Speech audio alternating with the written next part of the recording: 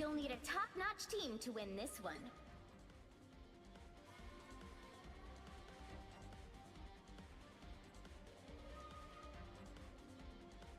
Be wary.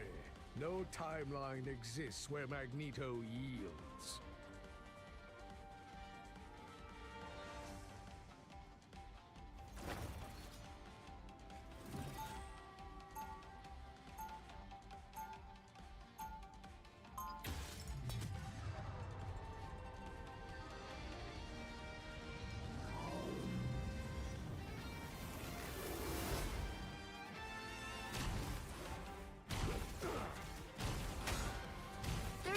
Before you attack, get ready!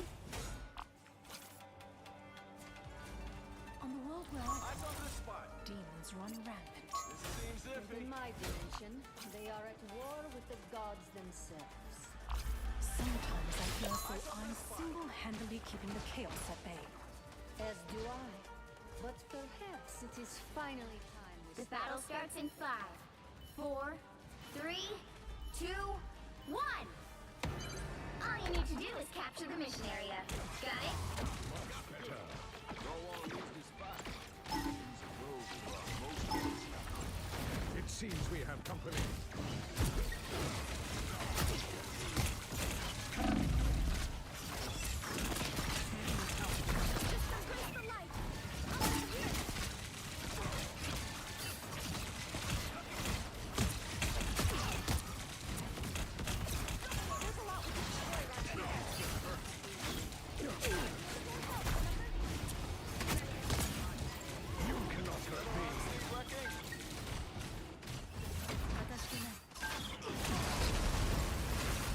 I feel like myself again.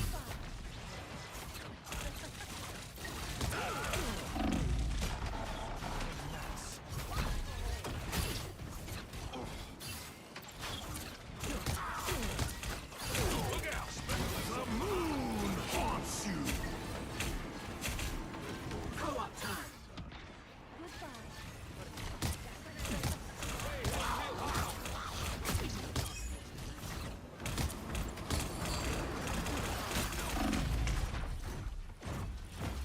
Your attacks are futile.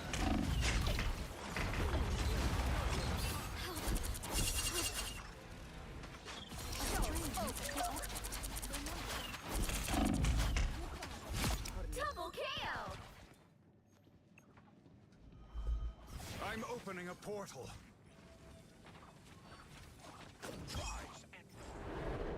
A shortcut through space.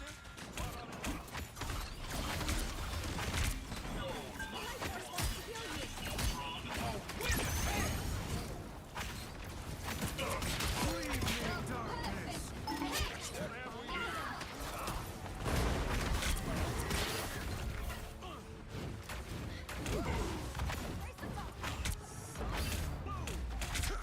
Out, dark magic.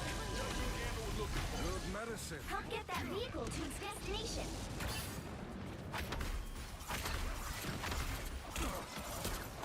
Look who we got. Extermination! Maximum pulse!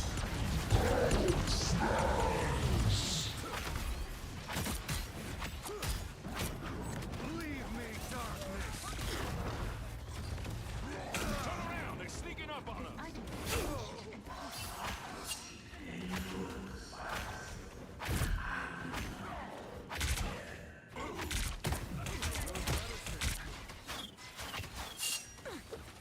Too bad about your arm!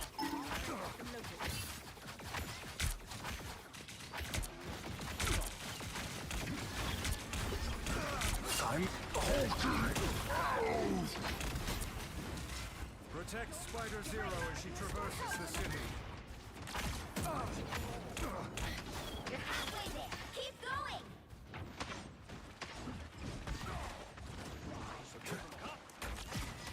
By the eye of Agamotto!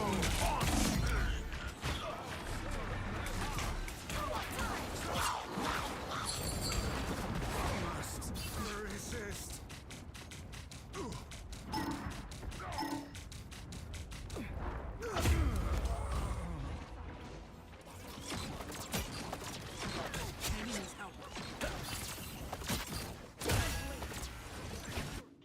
mystic arts won't fail me again.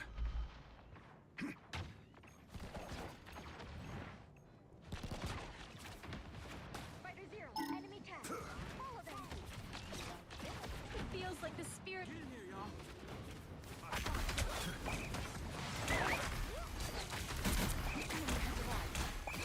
Your medicine. I cast you back to the depths.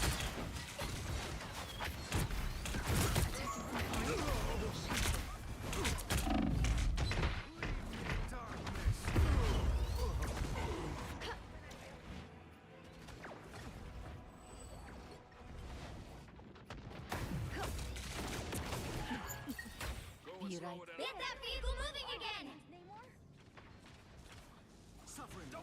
You shall not be harmed. Maximum pulse extermination!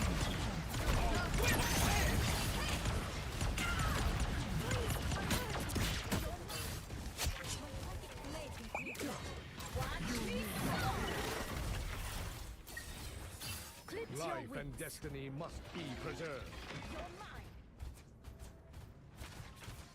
Glad to help. Humans, always the oppressors, no matter the era. Ah, here they are now.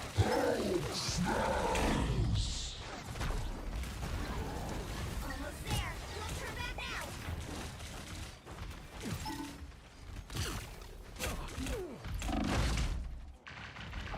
Attacks are futile.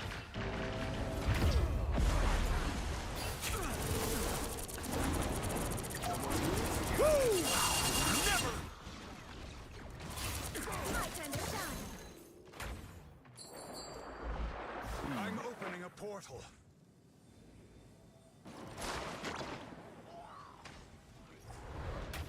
A shortcut through space. I am strengthened for that. Please, we're hurt. Let's compromise. They got behind you. Feel no shame in defeat by Doctor Strange. Les poissons, délicieux. The enemy has arrived. Control. Mortal pain is no match for the Sorcerer Supreme.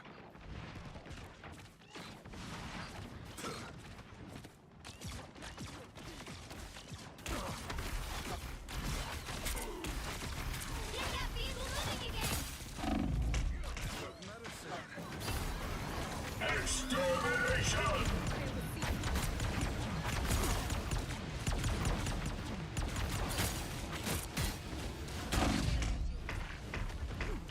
Only 60 seconds left.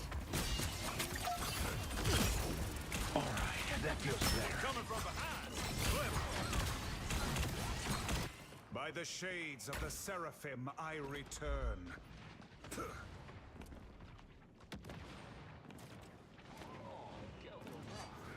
enemy has arrived. Step aside. Your devotion to Namor sealed your fate. Down to 30 seconds. Oh, win it! Hey! I am strengthened for battle. Maximum pulse! Dark magic. The final 10 seconds. Next Spider Zero as she traverses the city. Got the good. We'll have to keep fighting until we have a winner.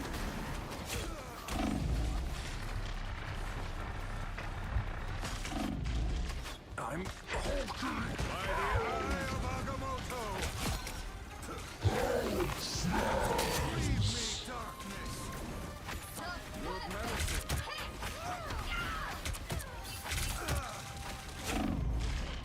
The Gargantos himself.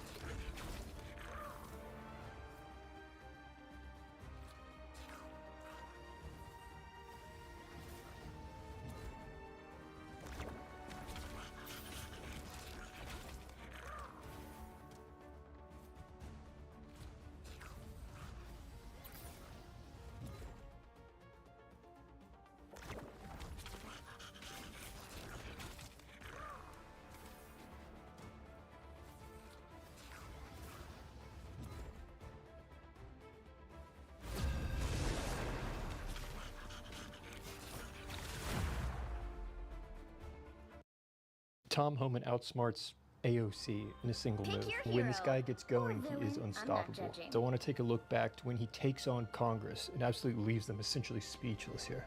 Family separation, the way that we have seen it, where we take children away from their parents without due process, began last year under Secretary Kirstjen Nielsen, but I had to dig further, and our staff dug further. Now, AOC pulls this stunt as though this is the document that started all of this.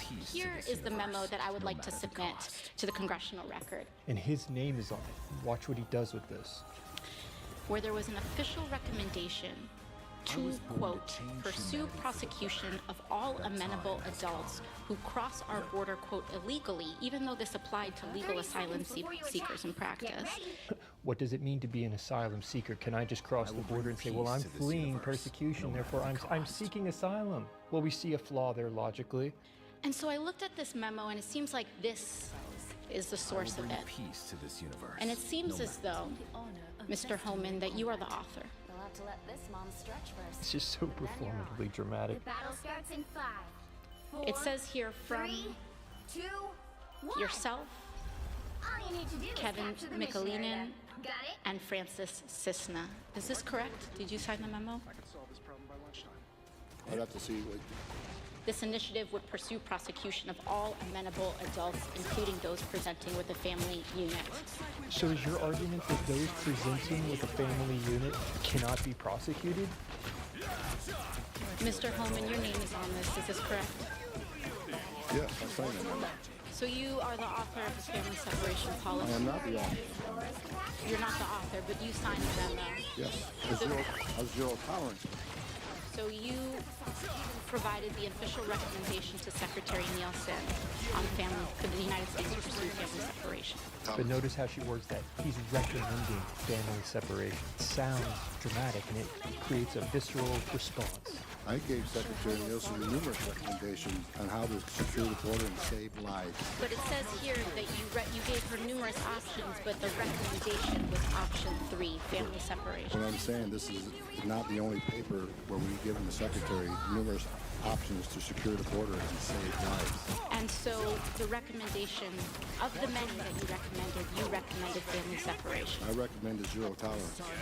What does family separation actually mean? As Tom Homan points out, anytime you are arrested, a DUI, you're going to be separated while the process plays out. That doesn't mean you're going to be separated from your children forever. Which includes family separation.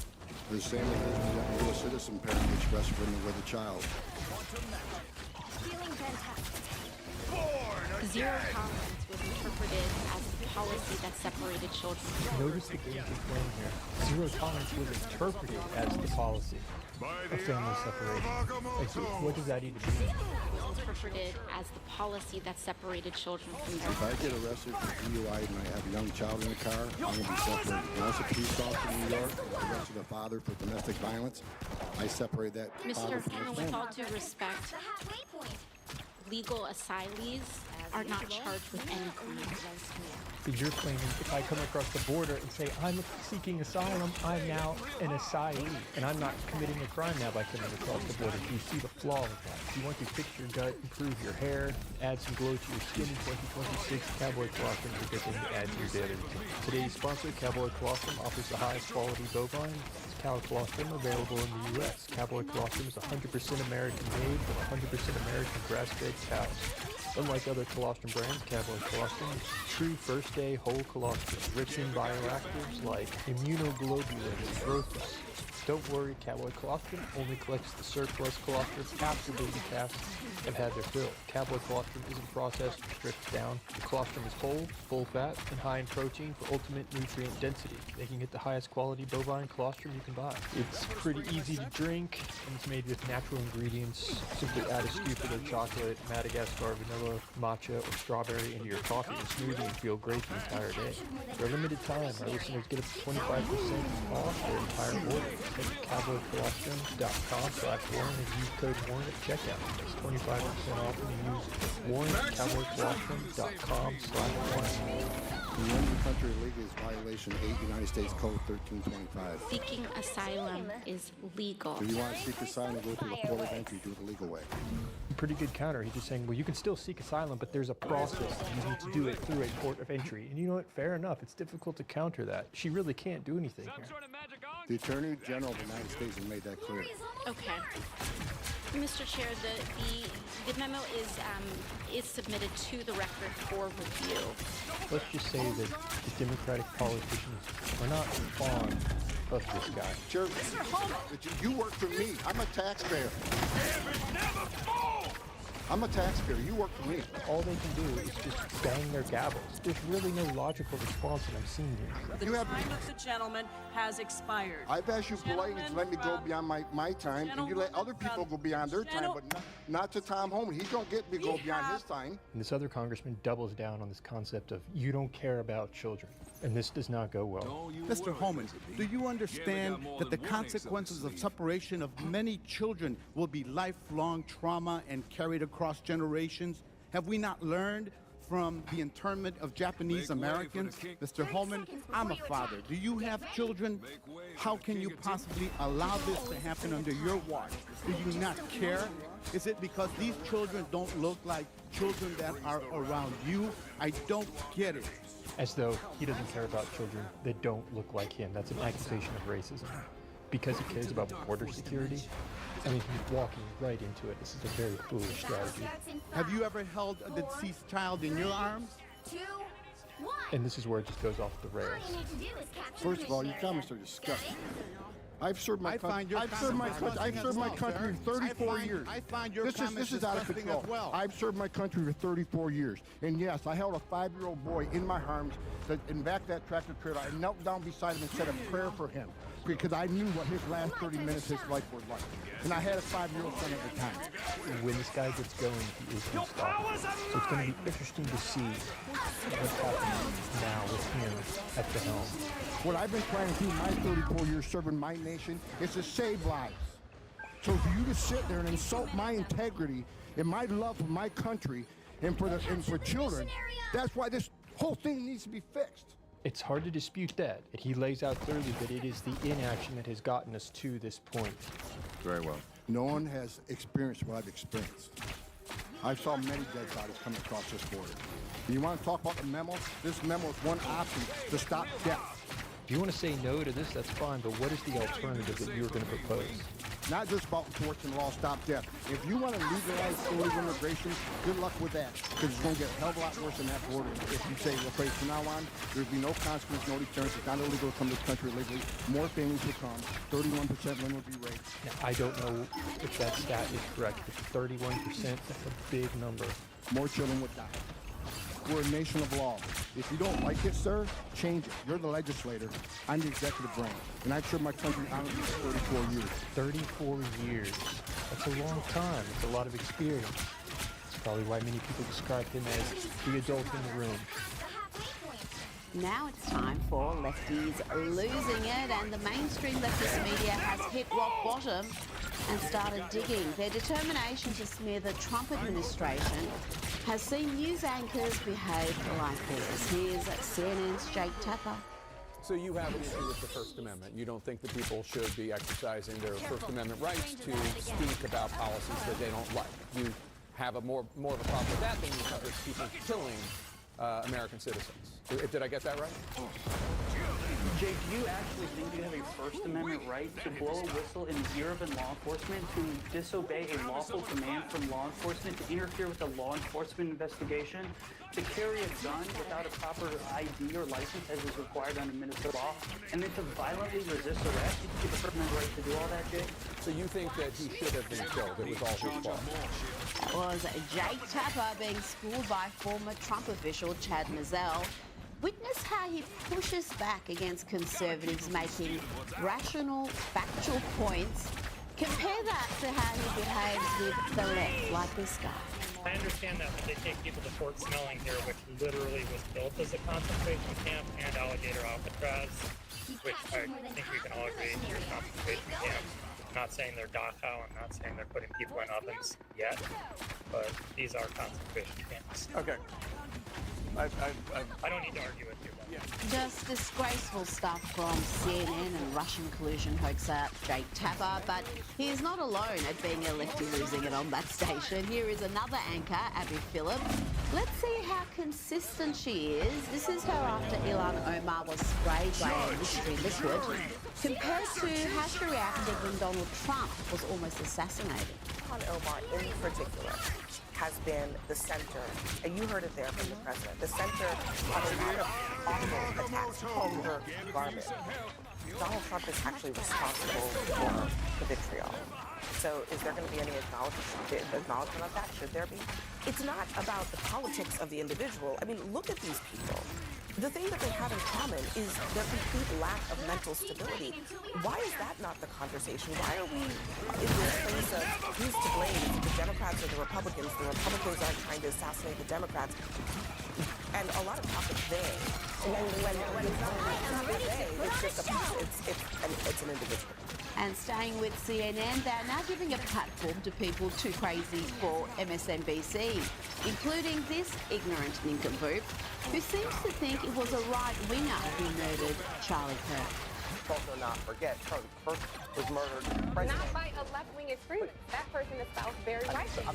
Look, if you look at the targets, if you look at people in office, there's the right attacks the right. People. You know, that's why Jimmy Kimmel's lies about Charlie's murderer matter, because simpletons like Tiffany Cross heard it and believed it, and to this day continue to repeat it. And Tiffany Cross has also been on CNN inciting violence against ICE agents by claiming they are militia and white supremacists. Did you just say ICE officers are militia? Yes, have you not been paying attention? Yeah, I they think certainly you're mirror the Gestapo. No, that's very. I don't think I'm stretching anything. I think we have seen what we have not seen. What we have not seen are gang members committing violence. What we have seen are ICE agents hold on 1 second. kill people. But Tiffany, you're saying that you're just making a supposition here. There's no concrete evidence. You got to be careful. That's there was some support. There was some support serving the government. We have seen white supremacist tattoos risking their lives, serving the government, risking their lives. They're taking lives. You're calling them Proud Boy militia. Did you say that? Well, I did not call them Proud Boy militia, but I think it's disgraceful that you're sitting here.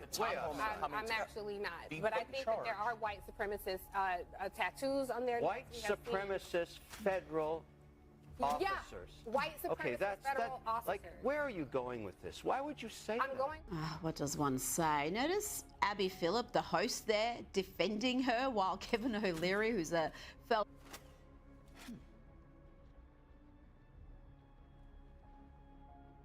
Like, in terms of, like, just politics, I think Tim Walz had one of the most generational crash-out fall-offs of anybody that I've ever seen. You were about to be the vice president, but instead of that, you have been completely fucking destroyed by a 23-year-old virgin YouTuber. You regret jumping out before such a consequential moment? No, and part of it was to look. I recognize that I'm a lightning rod, and this is a tough. It's a tough space for I'm in because I know they hate me personally. Old white guys who are former governors tend to land on their feet, okay, type of thing. But in all fairness, you know what? That's true. You have like this privilege of just being an old white man, and like you get to just retire, and then nothing happens to you. I think we might need a little bit of DEI. So on the timing, I removed myself, and then 2 days later, Renee Good is murdered.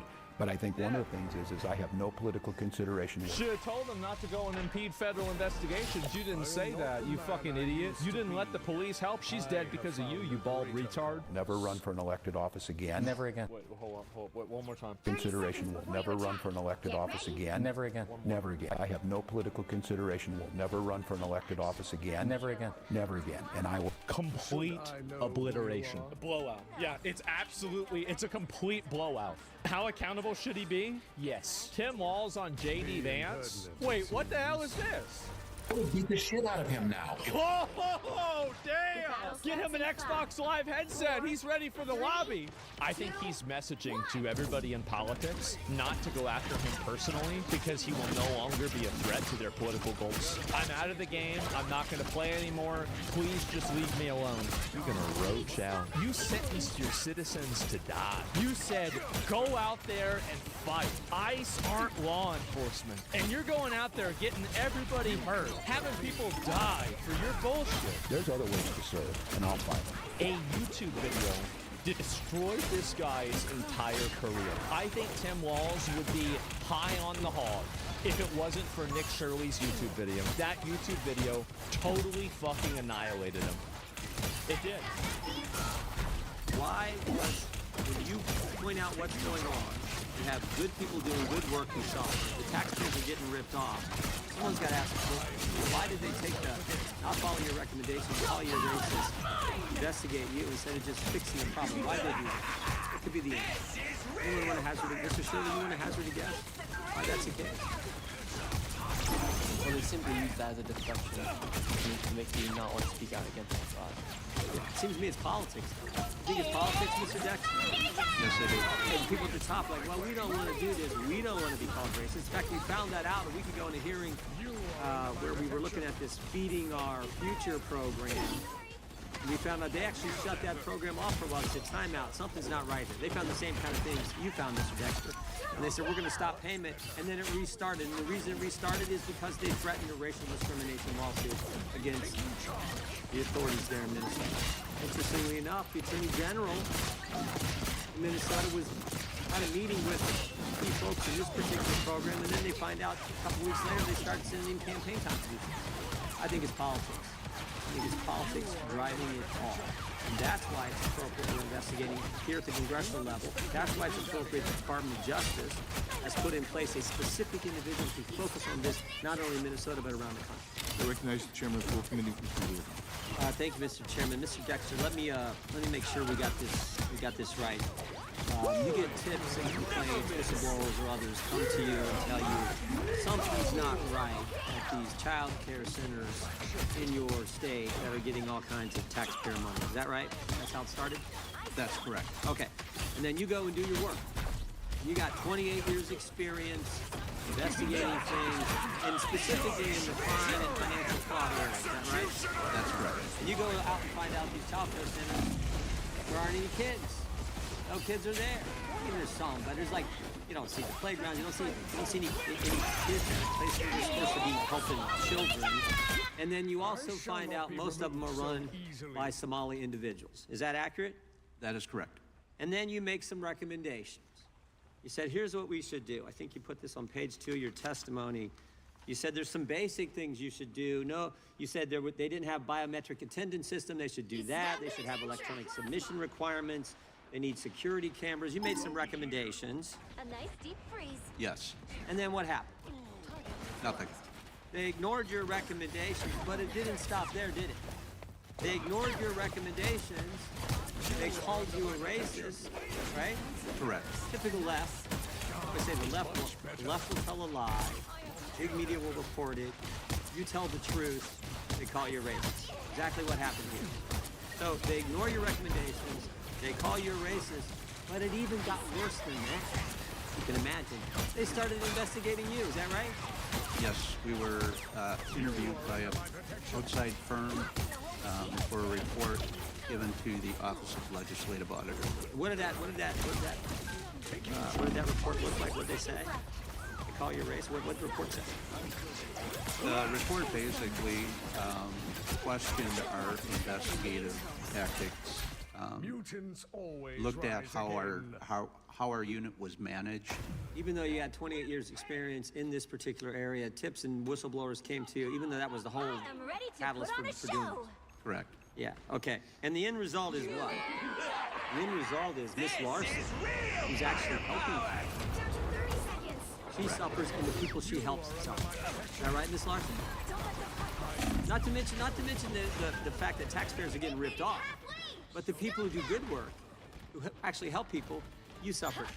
The disabled are paying for the money stolen. Yeah. Why do you think all this is the case? I mean, all this brings me to seems to be a typical pattern. But in the end, you got to ask why. Why was, when you point out what's going on, you have good people doing good work who suffer, the taxpayers are getting ripped off, someone's got to ask, well, why did they take the, I'll follow your recommendations, call you a racist, investigate you instead of just fixing the problem? Why did they do that? Anyone want to hazard a, Mr. Shirley, you want to hazard a guess? Why that's the case? Well, they simply use that as a deflection technique to make you not want to speak out against the fraud. Yeah, it seems to me it's politics. You think it's politics, Mr. Dexter? Yes, I do. Hey, the people at the top, like, well, we don't want to do this. We don't want to be called racist. In fact, we found that out a week ago in a hearing where we were looking at this Feeding Our Future program. We found out they actually shut that program off for a while. They said, time out, something's not right here. They found the same kind of things you found, Mr. Dexter. And they said, we're going to stop payment. And then it restarted. And the reason it restarted is because they threatened a racial discrimination lawsuit against the authorities there in Minnesota. Okay, forget about the fact that when we do this, we restart the money, we're going to hurt good people like Ms. Larson and the people she helps and rip off the taxpayers. We're going to do it all for politics. And we also found, interestingly enough, the Attorney General in Minnesota had a meeting with the key folks in this particular program, and then they find out a couple weeks later they start sending in campaign contributions. I think it's politics. I think it's politics driving it all. And that's why it's appropriate we're investigating here at the congressional level. That's why it's appropriate the Department of Justice has put in place a specific individual to focus on this, not only in Minnesota, but around the country. Be wary. Be wary. I talk too much. Anyone else want to? So I'll give you, Mr. Shirley and Ms. Larson, a chance to say anything if you want. If not, I'll yield 28 seconds to our chairman. Yield 20 seconds, remaining my time, Mr. Chairman. Thank you. So, Mr. Heather Godet, would it surprise you that Joe Biden issued pardons to someone named Crundell, the largest municipal fraud in the country's history, and had a restitution amount of $53.7 million that was never paid following the commutation? Would that surprise you, sir? Oh, that would not surprise me. And actually, in my written statement, I outlined how pardons under the last administration, the Biden administration, they also fall into the same pattern of pardoning convicted fraudsters. So I'm in agreement with you there. Yeah, thank you. And without objection, that time has expired, so without objection, Mr. Klein will be permitted to participate in today's hearing for the purpose of questioning the witness if a member yields him time for that purpose. And now we're going to go to Mr. Moore.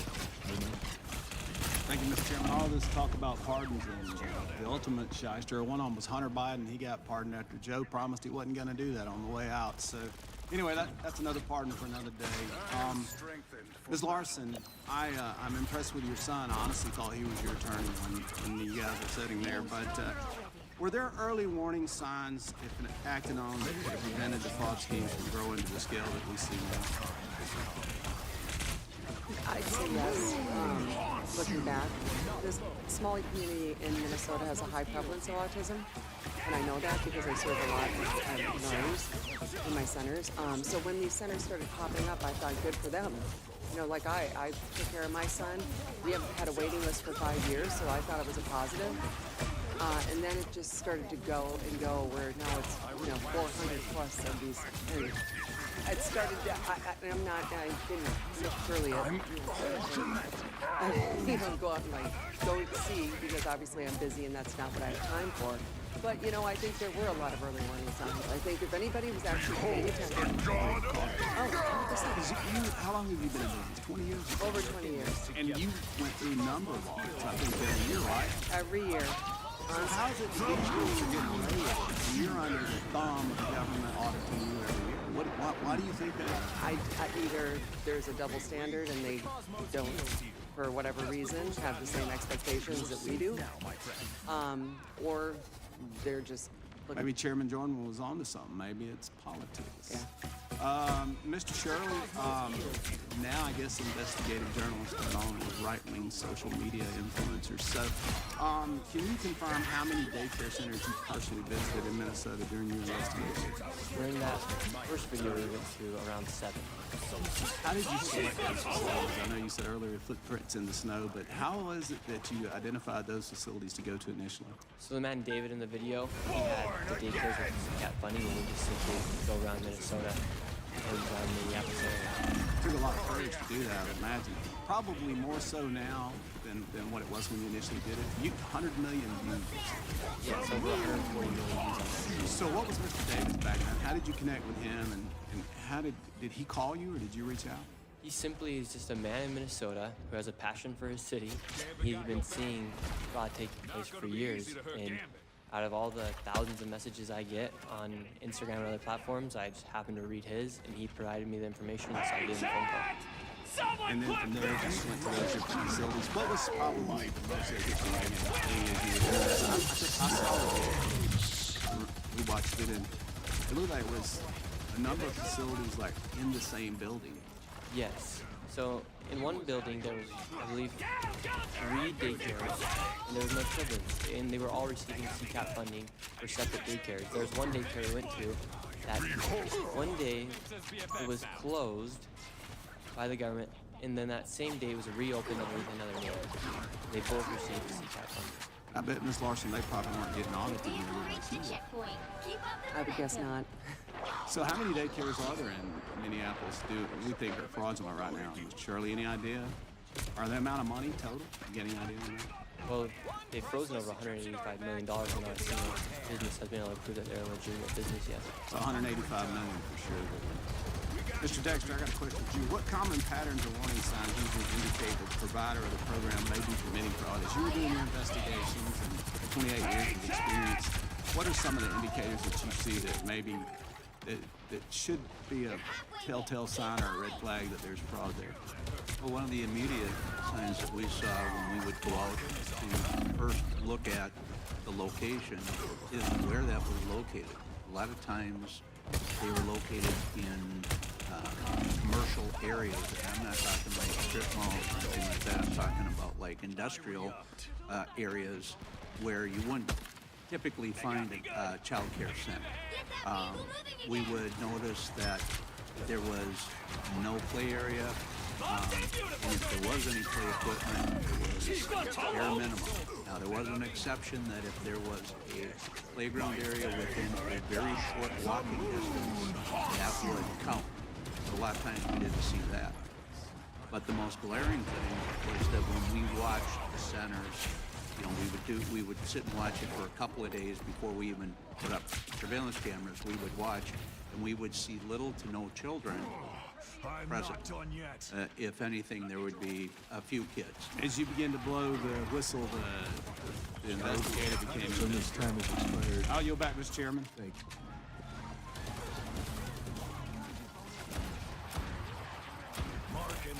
Behold the god of thunder! Back chair now recognizes Mr. Jordan from Ohio. Thank you, Mr. Chairman. Mr. Hudson, who is Salim Saeed and Amy Bach? I recognize those names as defendants in the Feeding Our Future trial. They ran Feeding Our Future, is that right? That's correct. They've been indicted? That's correct. They've been convicted? That's correct. And they're in jail waiting sentences, is that right? As I understand it. Okay, I want to go back, because earlier with Mr. Gill, you said that they overlooked the fraud. I think it's worse than that. I think they helped it along. I'm going to go to this meeting that took place, or actually I'm going to go to March 30th, 2021. Is it true back in March of 2021, the Minnesota Department of Education suspended payments to Feeding Our Future, that program? Is that right? I believe that's correct. And then a month later, they resumed payments. What caused them to change their mind? In my opinion, what caused them to change their mind was pushback from their constituency within the Somali community. The state agencies of being racist. But what caused them to stop it in the first place? Was it whistleblowers coming forward? Was it like, this something's not right here? What happened? Apologize for the misunderstanding. The reason they stopped the funds in the first place is because they had credible allegations that there was fraud taking place. From whistleblowers and others. Correct. And just they're doing their job looking, this doesn't make sense. We got all these programs, no one's getting fed, and yet money's going out the door like crazy. So they suspended it, and then they started it back up, right? Was there any threat of a lawsuit from the Somali community and folks affiliated with Feeding Our Future? Mr. Jordan, there was more than a threat. They actually did. They did? What was the alleged claim in that lawsuit? that they were victims of racial discrimination. Oh, they played the race card, huh? All this fraud going on, money going out, they played the race card. Now, when I talked about not just overlooking it, there was a meeting that took place between the Attorney General and affiliates of the That's correct. What happened at that meeting? Do we know? Yeah, we do, because we have it on tape.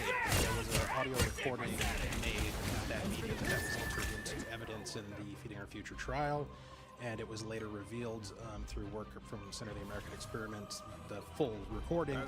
And my observations of what took place in that meeting was that Attorney General Keith Ellison was focused on one thing and one thing only, and that was keeping these folks in business. There were no questions that he asked of these folks about how the kids are doing, the operation, how they're getting fed, being helped. Instead, the focus was entirely ensuring this money continues to flow.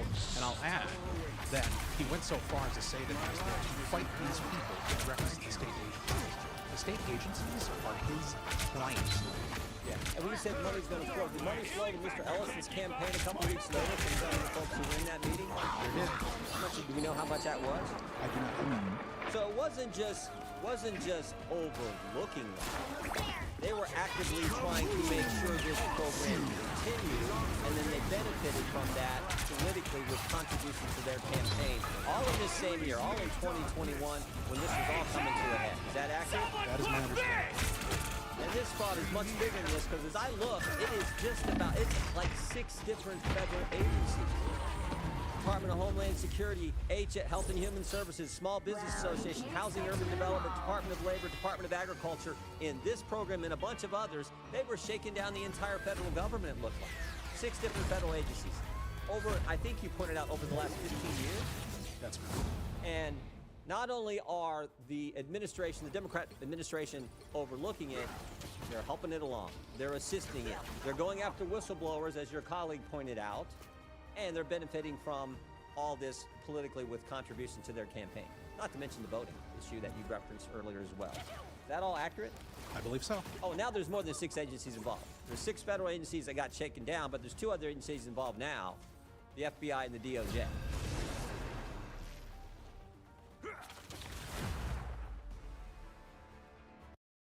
Hi, it is so great to be back. I have missed you guys so much. I know I was gone for a little while. I'm so sorry. Between the holidays, work, catching up on games, getting a new puppy, and then unfortunately getting pretty sick, it has been a lot. But I am doing well now, and I can touch more on all of that at the end. But first, we have to catch up on everything that has happened while I was gone. Well, Clair Obscur had a massive sweep at the Game Awards at the end of last year, and we also witnessed the trailer drop for the new Divinity game from Larian. We saw not 1, not 2, but 3 versions of Lara Croft get introduced. We learned that it is totally okay and even encouraged for devs to give feedback on how to make a character hotter, as long as it's Leon Kennedy and as long as the devs are women. A game called Code Violet came out as a PS5 exclusive.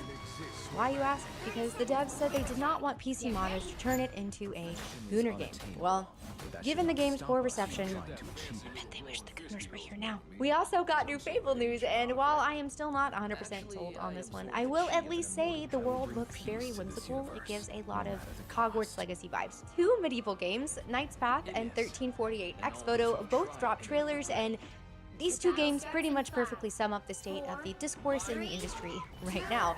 And then, finally, there's Highguard, which launched and managed to break almost 100,000 concurrent players. Unfortunately, it has now lost about 90% of those players and is sitting at like 20,000 mostly negative reviews on Steam. And while everyone is mad at Jeff Keighley for promoting this game, I am more concerned about Jeff himself. He was the sole marketer for this game. Basically the only one. What do they have on him? Anyway, the start to 2026 has been a lot, so let's dive in. I was late night scrolling through Twitter last week when I came across a post of this cutie.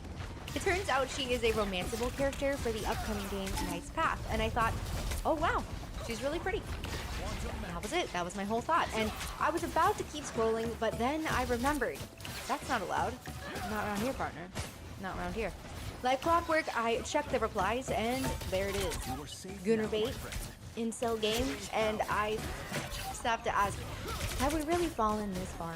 Have we gotten so used to unattractive female characters that look like they were generated by an AI trained on solely mugshots that now a woman with a normal, pretty face is considered gooner bait? I would like to add, it is literally just her face. The picture is from the neck up. She is just standing there, minding her own business, prettily, and the horny police say straight to jail. But honestly, I was so proud of the devs for sticking to their guns amid the backlash. This art direction came directly from a poll that they had run previously with their audience, and they followed through wholeheartedly.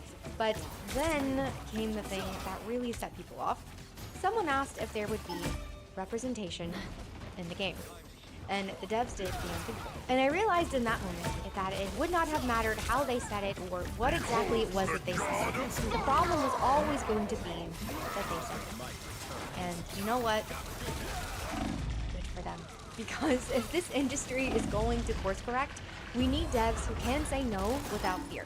The pendulum has just got to swing, and this is what it looks like. We need devs that are solely focused on the story that they want to tell and something that they are truly passionate about, rather than trying to cater to the modern audience or make something for everyone. We need devs who aren't bending over to these journalists or loud Twitter activists, devs who are not using their Steam page solely as a LinkedIn diversity statement. Knight's Path is a game that knows exactly who it's for, and it is building for them. And it turns out because they are already at 200,000 wish lists, including me, and you may or may not hear my voice in there somewhere whenever the game releases. Now, if Knight's Path isn't your thing, that is totally fine. You do have options. You could check out 1348X Photo, where you play as an angry lesbian knight with a bowl cut on a revenge quest across medieval Italy. And I do say this genuinely, that is one of the most unique, yet also not unique pitches I've heard in a long time. Why does she suspiciously look like Bellarmine?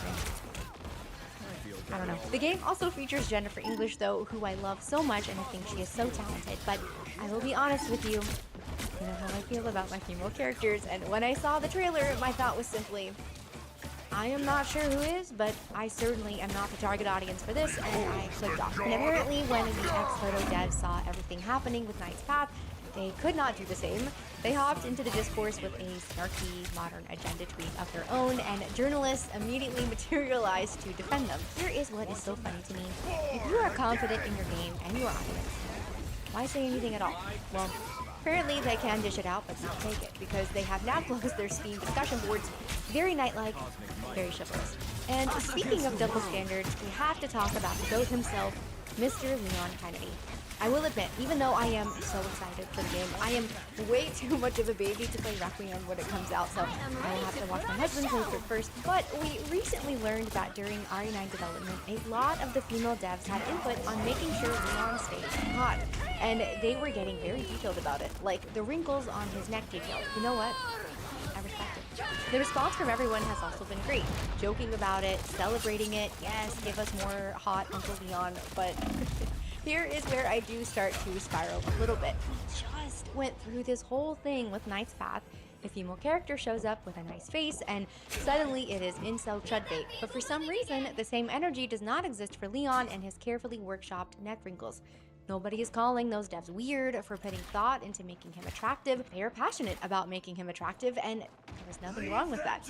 They enjoy it, the audience will enjoy it, and it will help sell more copies of the game. And it is the same thing with Lara Croft, a character who has always been meant to be attractive, but the recent reboot comes out, and suddenly people are clutching their pearls over her outfits, over her wearing makeup in a video game where she fights dinosaurs.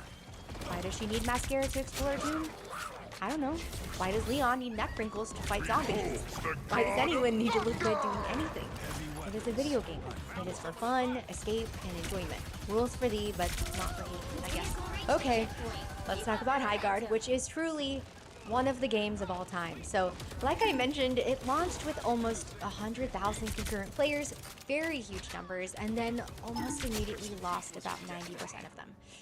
Now, I am not going to jump on Jeff Keighley too hard for this one. I genuinely do not know what it was that he saw in this game, because after watching some gameplay, it's pretty rough, and I think the conversation probably went something like this.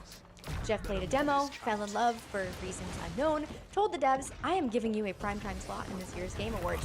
And they were probably like, are you sure, Jeff? I don't know, maybe a smaller slot, maybe a tweet. And Jeff said, no, final spot, trust. And then he pointed finger guns at them and he walked away. But then reality happened, and it turns out, much like everyone was expecting, the game is not great. Now, to try and be super fair, I do think the internet was also kind of hunting for something, you know. Everyone was looking for the next Concord. They wanted a new punching bag, and Highguard showed up at exactly the wrong moment with maximum spotlight on them. And I don't think most people are rooting for games to fail. Highguard was just at the wrong place at the wrong time, and this is just yet another sign that people are so over the modern slop. We are tired. We just want good games, and we want to be excited about good games. And when something gets hyped up like that and it does not deliver, it's gonna get roasted. Now, had this not been announced like it was at the Game Awards, had they just been left alone and done their own thing, they probably would have been fine. It would have launched to a much smaller group, and they would have had the time to make changes and develop, and that could still happen. I really am hoping that they will be able to turn it around. Speaking of turning things around, oh, Ubisoft. I really did not think that it could get much worse for them after last year, and I have conflicting feelings about all of this. Part of me wants to do the Death Note meme, but the other part of me, this is a company that I used to love, running across rooftops as Ezio, Pagan Min being one of my favorite villains ever, me and my cousins performing Rasputin on Just Dance because we took that game way too seriously. Ubisoft used to have the special sauce, so seeing where they are now is rough. And we are only 1 month into the Grand 2-6, and already 6 games canceled, including the Prince of Persia remake that they announced 5 years ago. 7 more games have been delayed, 2 studios shut down, they have a €1 billion loss expected this year, and the stock is in the dump. Now, there are lots of reasons for why this is happening, and some people want to blame the market, but for Ubisoft, I think it is pretty simple.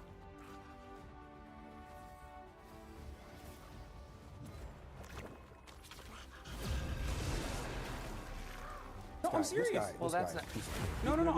This is a serious question. I mean, it's a serious question. Because I don't use the term if you want to bar human beings, are they human beings? Are they human beings? No. That's just ridiculous. You talk about straw man. You just did that. That's a question that I'm directing to you. I'm not making a statement. Here's the difference. Here's People what I'm asking should come to the country How legally. far should we go? People should come to the country legally. How far should we go for those who are here already, though? Should we kill them? You said you're fine with not giving them cars. You're fine with barring them from driving. You're fine with barring them from access to healthcare. How far should we go? Should we put them in little camps? We should maybe not, ship we them should away? not reward them for coming here illegally. Hassan Piker is once again getting destroyed, this time by Larry Elder on this show on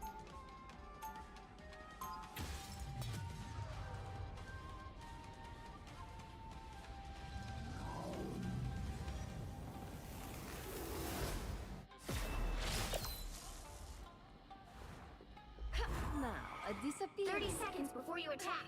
Get ready. A fire burns inside you. Is it? I just meant the feeling I could sense. Watch me fight and you'll see.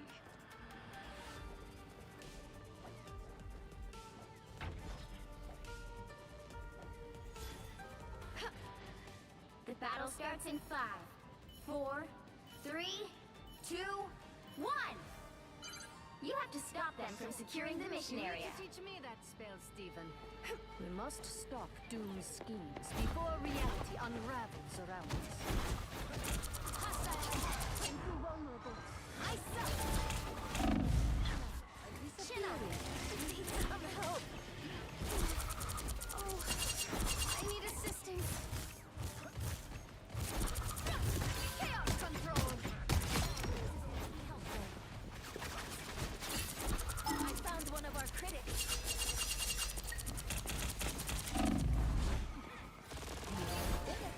I suck. Chin up. My life force is exposed. You are under my spell. I am here. I'm gonna. I won't make a. Be right back.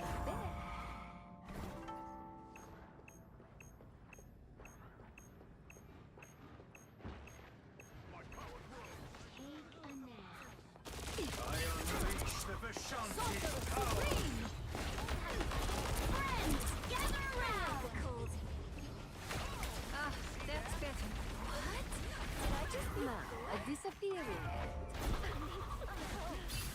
You need to teach me that spell, Stephen.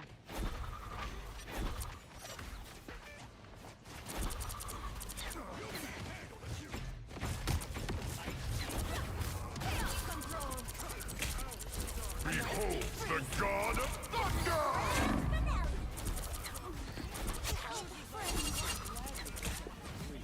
Goodbye.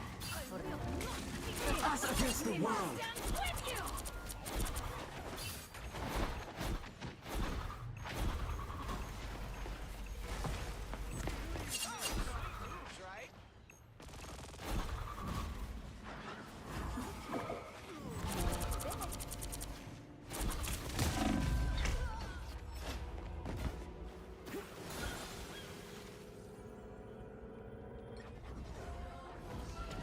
Grow up.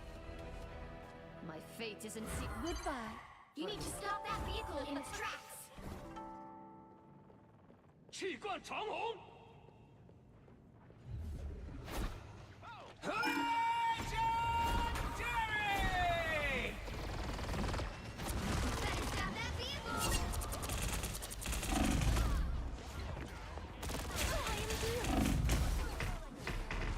By the eye of Agamotto! My work here is not done.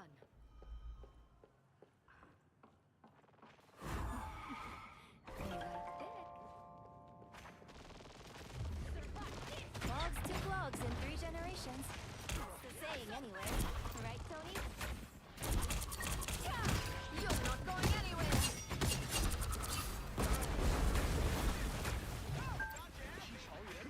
I like the cold.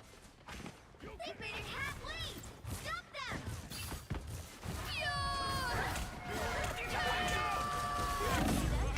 Right there. I am much better now. I unleash the I am ready to put on a show! I suck!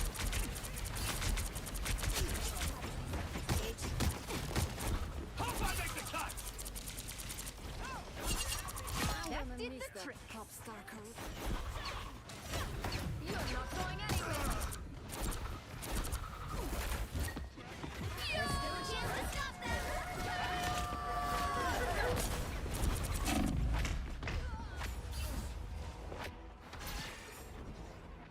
Oh yeah, baby, that's the good stuff. We're finding our fruits. I like the cold. The cosmos heals you. Enemy ahead of us. I was worried. This time I need healing. Better stop that vehicle! The cosmos heals you. Turn around, they hit a checkpoint! Now might be a good time to stop them. Behold the god of thunder! Rainbow stands with you. By the eye of Agamotto!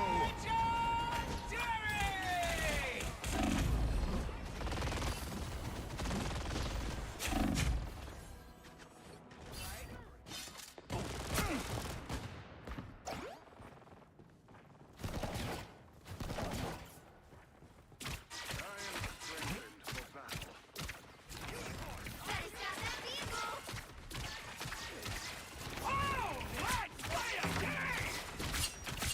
I suck! Enemy ahead of us. It's now or never! Stop them! Need some help. I am ready to put on a show! Power! Double up! It's the grand finale! Just the boost I need. Us against the world. Good medicine. Beware, behind you.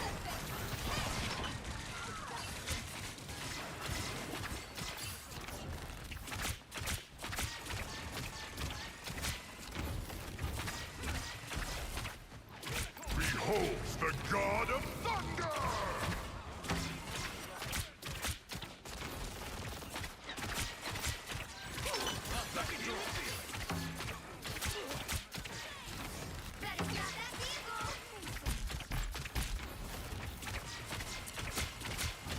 Found us someone to fight.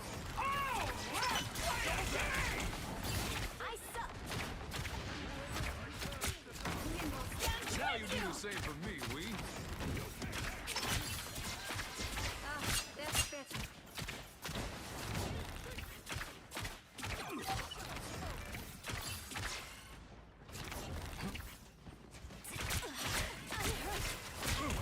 By the eye of Agamotto!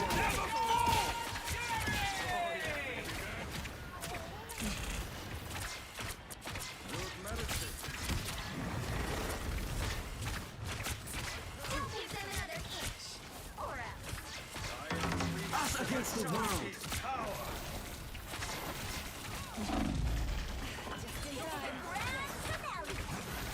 Just the boost I need.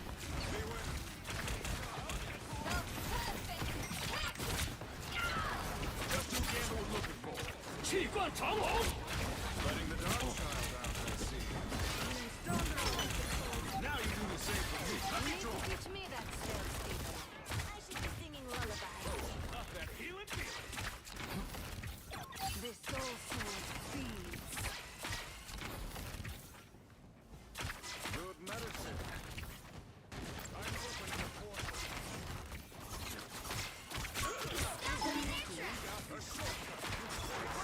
The enemy will be coming. Behold the God of Thunder! I'm ready to put on a show. I like the cold. Ooh la la! That was not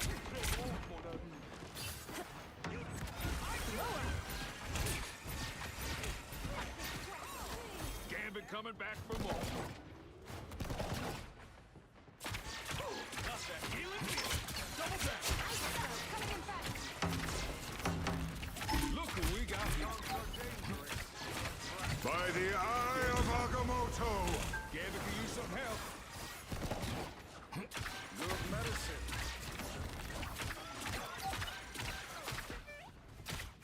By the fangs of Farala, that was a fine battle. We stopped them in their tracks. Only 60 seconds left. Feeling stronger already.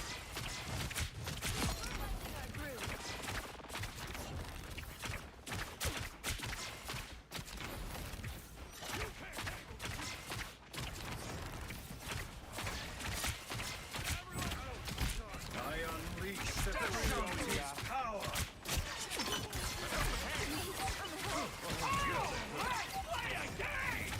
Down to 30 seconds. Just who Gambit was looking for. Hang on. Double up.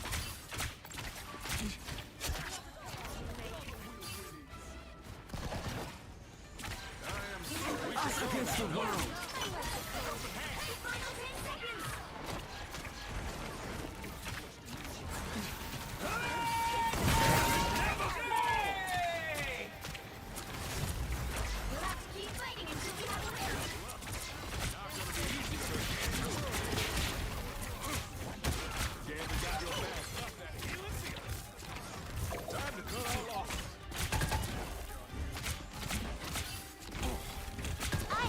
To put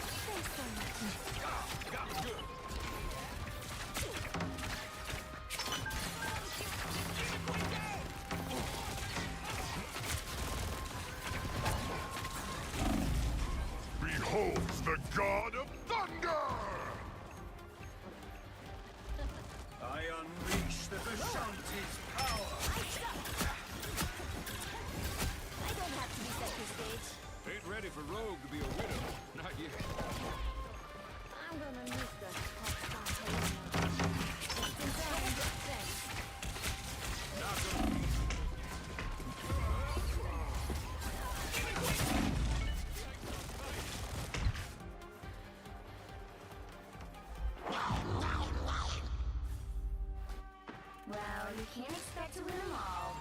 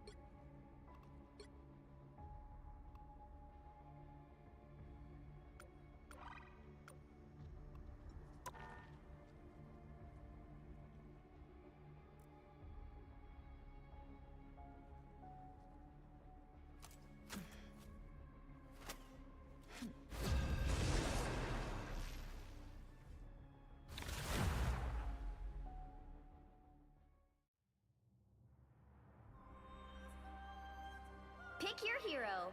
Or villain. I'm not judging. Be wary. No timeline exists where Magneto yields.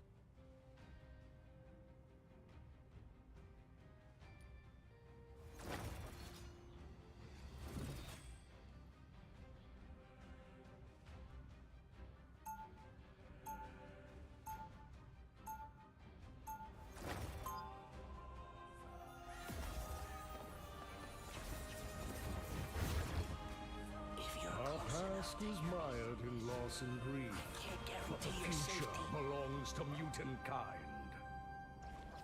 30 seconds before you attack. Get ready. You look at me as if you know me. In my timeline, you are one of the greatest warriors our nation has ever known. I've been seeking others like me. And once we are done here, I will gladly take you to them, my dear.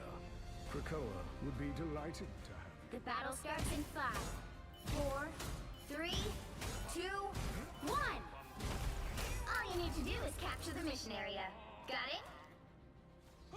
Travel tip. With the right credit card, interdimensional trips get crazy extra miles.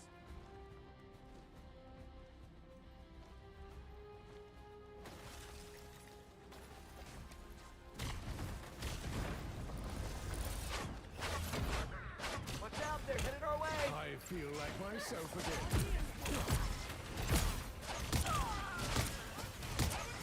Looks like the mission area is yours to capture now. Out! I'm hurting pretty bad over here.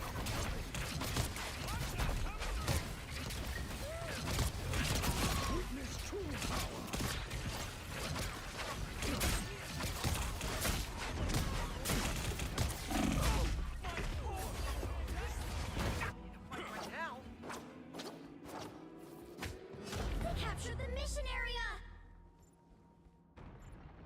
I shall not be removed so easily.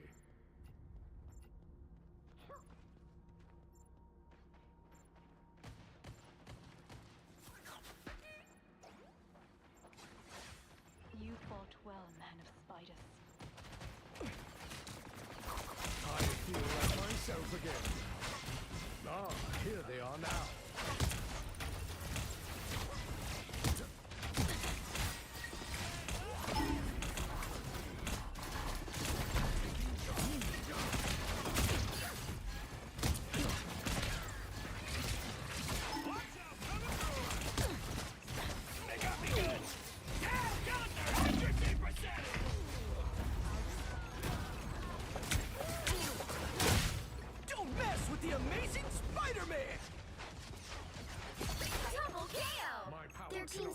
Progress has passed the halfway point.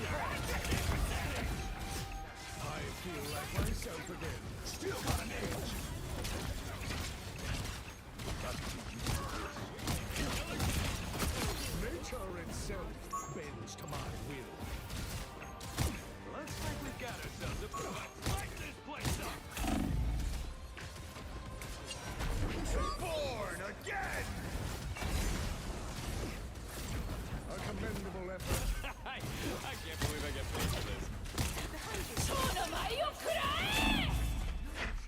You get a weapon! You get a weapon! You get a weapon!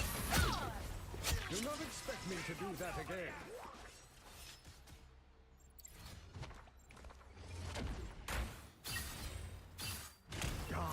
Much better. You fall.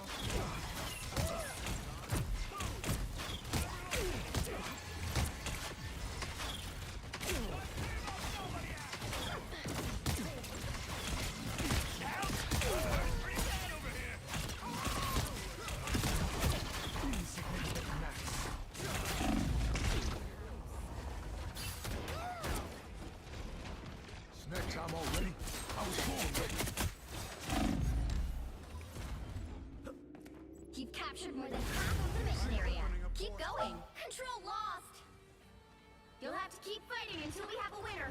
A shortcut through space. I am stranger.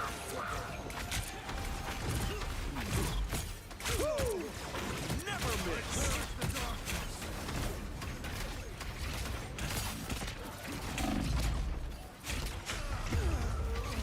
Gambit never falls. Taste cold steel.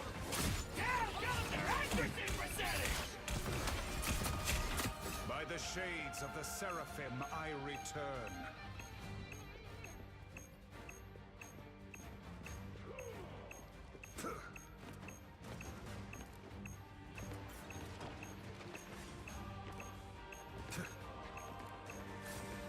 They've got the numbers.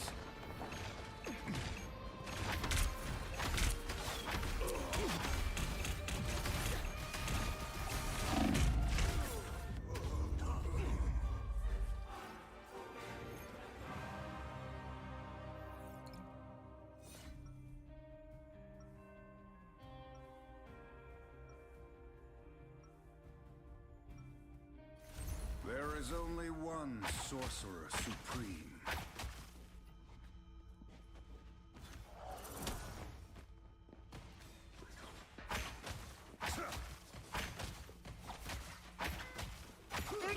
Before you attack, get ready.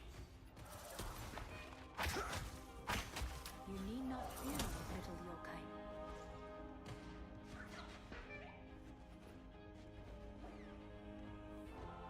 I have battled enough demons. Bring on the gods.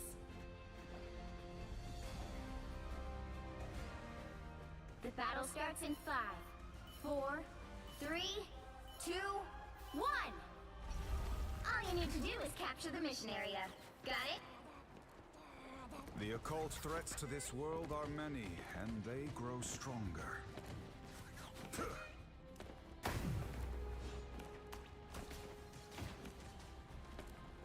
Look, our next victims. I was born ready. Need some healing? Where's your man? My healing factor can't keep up. How about an assist? The mission area is yours to capture now.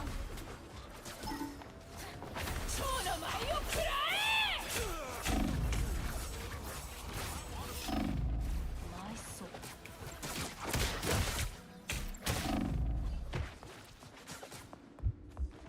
The doctor is in. We captured the mission area.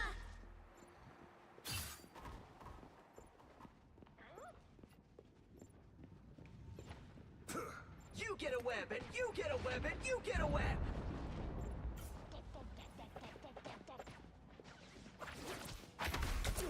Don't mess with the amazing Spider-Man! Good medicine.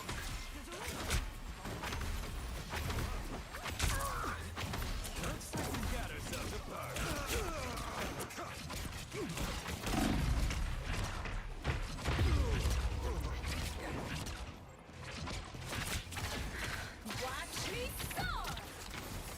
Just the boost I need.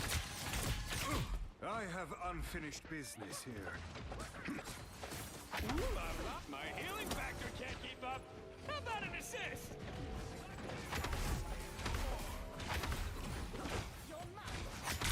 Your team's capture progress is past the halfway point. medicine.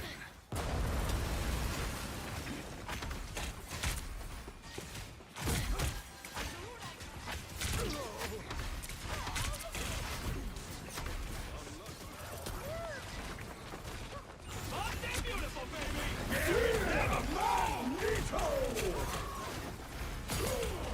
Our enemies are near.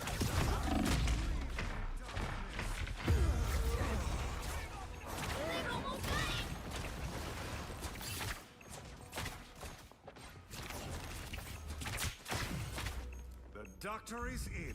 I'm opening a portal.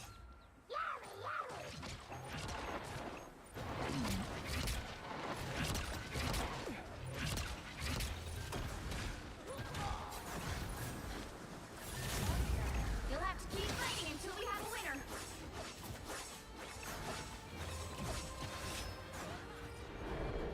A shortcut through space. By the eye of Agamotto, I purge the darkness. Let the doctor of medicine. Double KO! Don't mess with the amazing Spider-Man! My healing factor can't keep up. How about an assist? That's the stuff.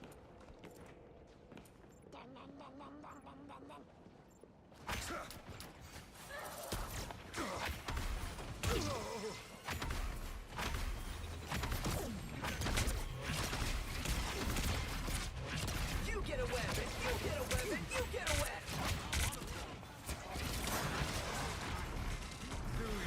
Something beautiful, baby! I purge the darkness. Might want to take a look over here.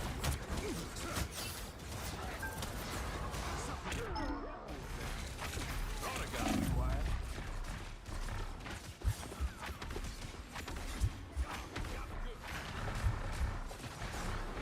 Control lost! You'll have to keep fighting until we have a winner. Without Spider-Man. Never fall! We lack strength. Timely intervention. Us against the world!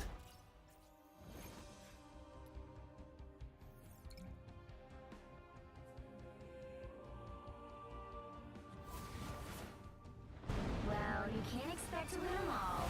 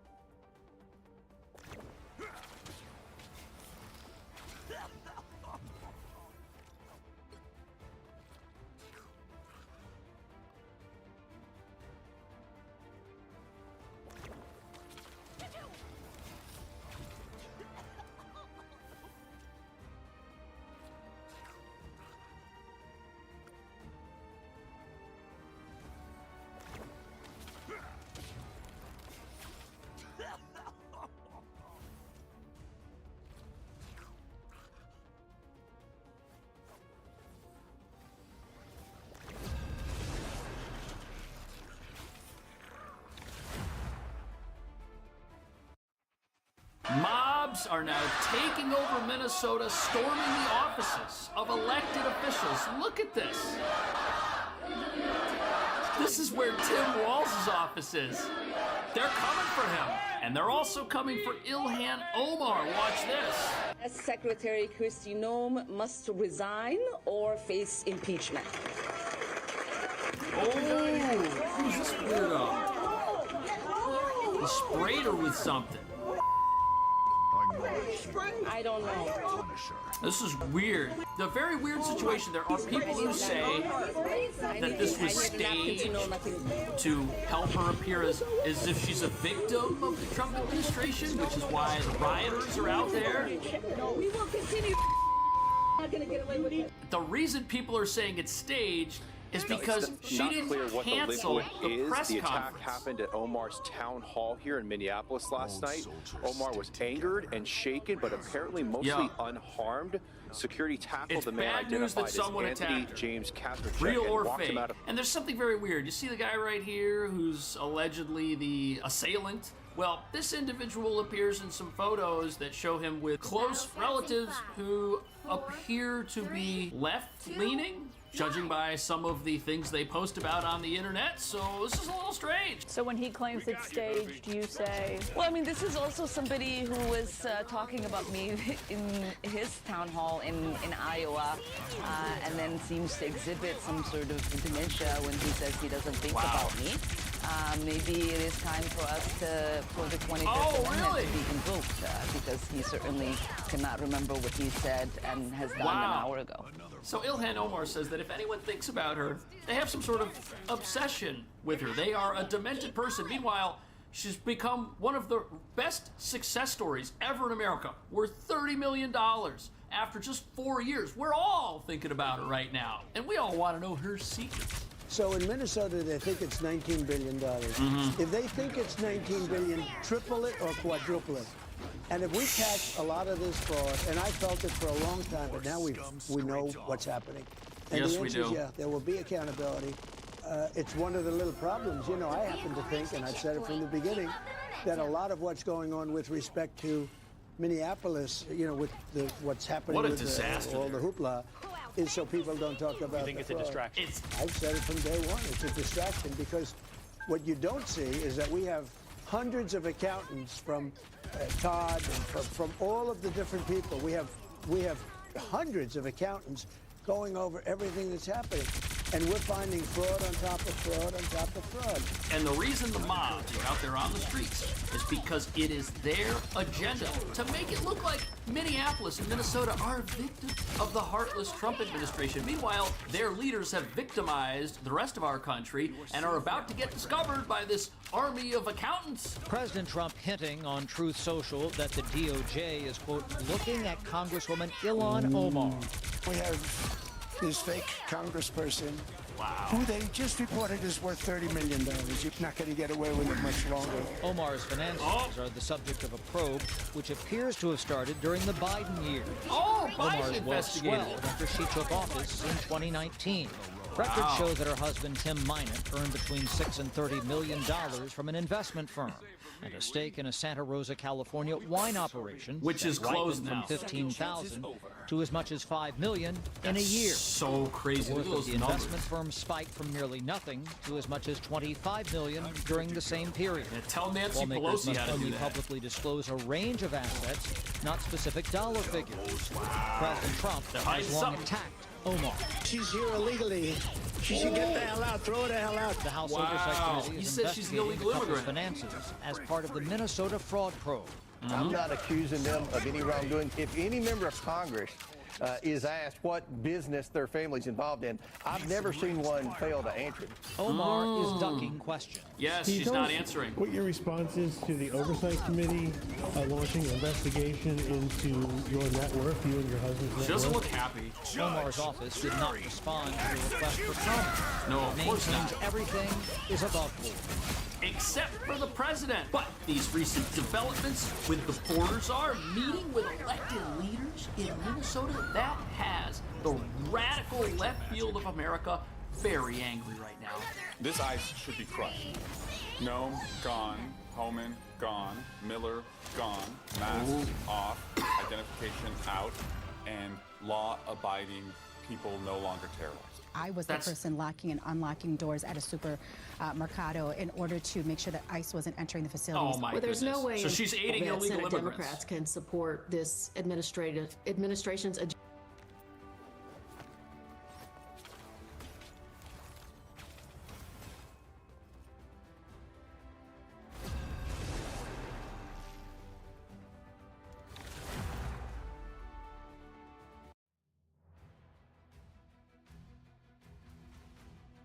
You'll need a top-notch team to win this one.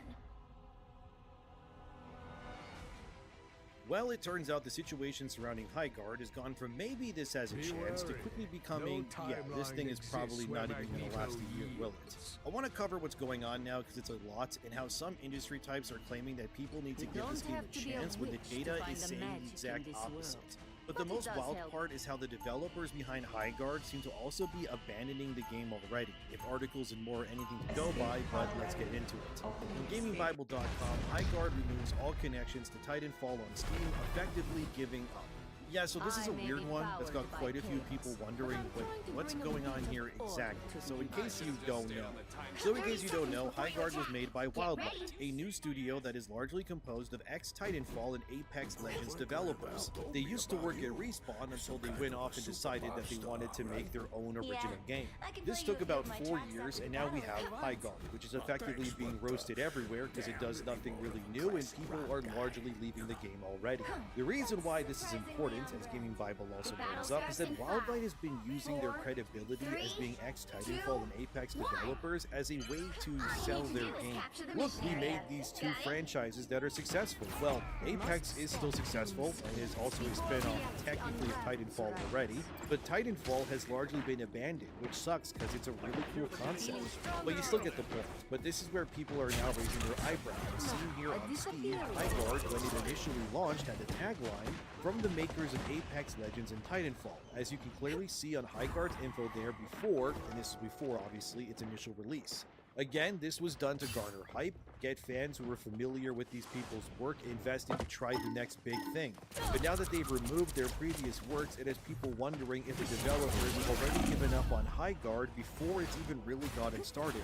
My guess is that it's very likely that Wildlight is having conversations already on what to do here. I mean, you can look everywhere you want. Most people have already written the game off. I'm not here hoping that Highguard fails, even though some may think that. Instead, I want to use Highguard as an example as to why what's happening is happening, and how it can also stop being something that continues to manifest in the future too. Removing your previous works from your newest work was likely something maybe requested by someone else.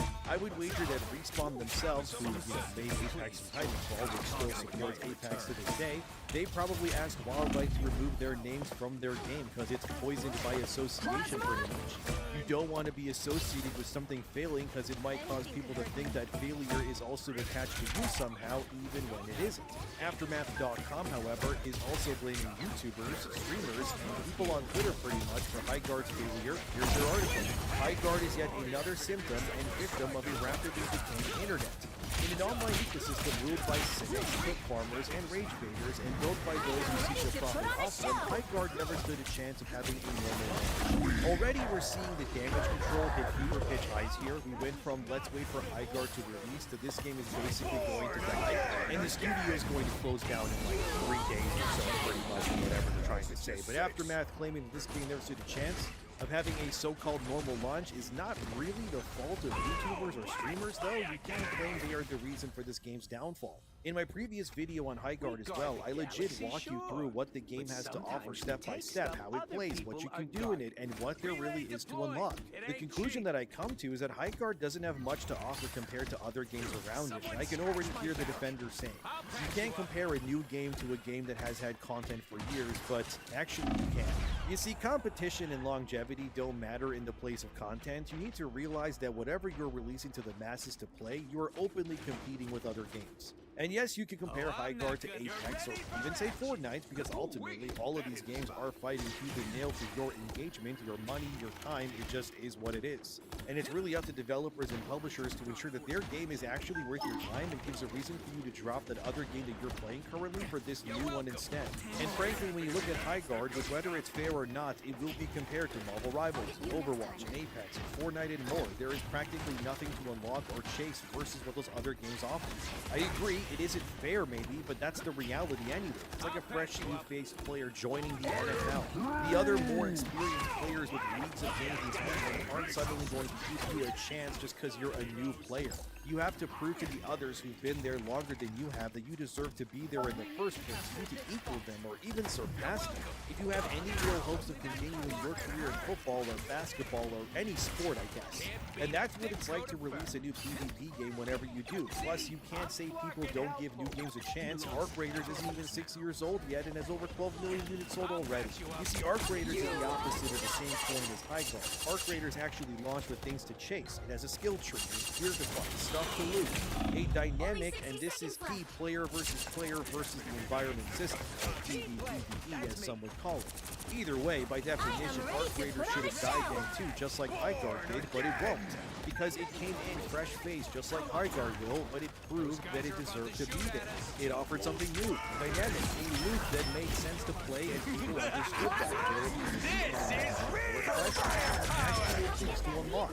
All High Guard has is skins for guns or heroes, and that's it. That's not even like me being mean. I'm just being realistic here. You have to bring your S-tier game if you want to believe that your game can be one of the greats now. But when you have the industry types like Aftermath or IGN, all coddling you like you're this baby, it's not going to do you any favors. It instead makes you, as in the High Guard team, actually look pathetic, that you need the Access media to run defense for you because your work can't speak for itself. If your game was good, people would play it. That's all that really matters. Unfortunately for Wildlight, High Guard is not very good. It's forgettable, it's lifeless, and it lacks any reason to continue the chase, if you will, compared to what its competition offers. Of course, Aftermath, the scene here, tries to shift the goalposts and claim that High Guard would have thrived in the previous era, as in like Xbox 360, PS3, or maybe even the PS4 era. But apparently, due to how content is made now, they apparently won't, I guess. But Aftermath is just talking in whataboutisms here. Because High Guard couldn't exist without the modern iteration of gaming that has been ongoing, which didn't even reasonably exist back in the era that High Guard would have apparently done well in. This is like saying, oh man, those 300 Spartans could have held back all those Persians if they had like gunships and helicopters instead of spears. I mean, yeah, true, they could, but it doesn't make any sense since none of that existed during that era, so why even bother making the argument in the first place, you know what I mean? High Guard, if you ask me, would have failed back then the same way it would now, because its gameplay loop is effectively pointless. You spend half the match not shooting anything in a game that is literally labeled an FPS on its tags when you look at it on Steam. Imagine if, like in every level in Super Mario, half the level was you being forced to walk, unable to jump or interact with anything there, pretty much. Then halfway through, now you can suddenly jump for it, and the level is just over. Like, that is High Guard with its shooting. You exit the base, you scavenge blue-red chests and crystals, where you don't shoot anything besides maybe a wall if you want to, minus you shoot a wall to open it, I guess. I think we can agree that's not exactly riveting gameplay if you're just out of charges, but besides that, nothing interesting is happening, and that's the point. It's only once you get to the sword phase, which is the halfway point of that current match, that any real shooting then happens. Even the teams are small. There isn't exactly much to shoot at. Then you get sieged, or you siege the team, which is where the real game actually begins, but that's about 75 to 80% into any round. Then you either lose or you hold them back, you reset everything, and then you spend the next 50% and then some in the second round again, shooting nobody until the sword regenerates again. That is just not a compelling gameplay. I'm not sorry, that is something someone on the team should have brought up, but they clearly didn't. And I'm not surprised to learn that ex-Concord developers worked on High Guard, because yeah, I can tell. Because any other developer would have looked at that gameplay loop and immediately realized, wow, you do a lot of nothing every round of this game, don't you? There's actually a rule that the Bungie developers had when making the OG Halo games that will always be relevant, really no matter what. Every game is essentially the developer finding a satisfying and fun 30-second gameplay loop and then repeating that loop over and over to keep you engaged. In Halo or Call of Duty, you can read the blueprints. That makes sense, right? You're moving, you're shooting, and you're seeking out enemies constantly. In Mario, you're jumping, and you're gliding, and you're shooting fireballs, fighting Yoshi. Or in Dark Souls, you're meticulously turning a corner, hitting ambush, or attacking enemies, surviving to see what's around the next corner. These gameplay loops defined their like 30-second intervals is what you play those games for in the first place. It's why even songs, for example, also have structures where the chorus is designed to keep you engaged to hear the next bridge of the song to then loop you back into the chorus again. Everything has a design to it, and Highguard forgot what that 30-second gameplay loop should be. Because objectively, when you start it, the first 30 seconds of any match, no matter what, is you reinforcing walls, then standing still, waiting for a gate to open. That is just the truth. You can't dispute it, especially if you play the game. And the next minute or two is spent running around just collecting stuff. Again, barely if any shooting, the loop is just unfulfilling. Only when that sword chase happens does the 30-second loop finally emerge, but by then you're halfway through the round already. It would be like playing Call of Duty Online, but every match for the first half, nobody can shoot a gun or do really anything. Instead, you're all just walking around the level looking at things, and then like 7 minutes into the game, they go, okay, now start shooting people, I guess.